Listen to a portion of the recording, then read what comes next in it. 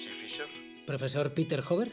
Sé que Ohio no es tan glamuroso como Nueva York, pero... Van a darme una cena de despedida ¿Cuándo es? el fin de semana del 25. Mira tu agenda. Estoy en ello. Tendré que cambiar un par de cosas. Allí estaré. Nunca escribe, nunca llama. Hola. ¿Esa es la profesora Fairfield? Sí. Es la mejor profesora que tuve aquí. Es la segunda mejor profesora que tuve aquí.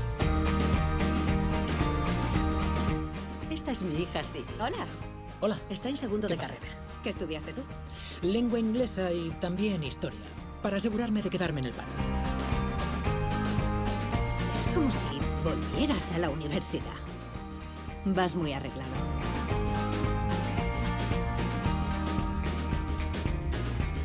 No sé si lo has notado, pero soy algo mayor que tú. ¿Pensabas que esto era algo romántico? ¿Oh? ¡Era broma! Conectamos bien, ¿verdad? No sé si tú eres muy avanzada o yo estoy estancado. Yo soy avanzada. ¿Qué coño estás haciendo? No lo sé.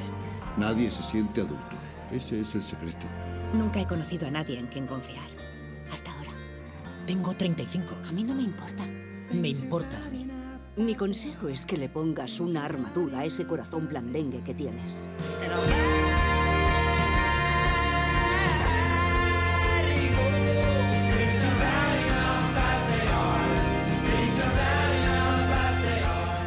Lo que me gustaba de estar aquí era sentir que todo era posible, que saldría de la universidad y podría suceder cualquier cosa. Luego sales y lo que pasa es la vida. ¿Me estás diciendo que me prepare para fracasar? No, una carrera de letras solucionará tus problemas. In a way.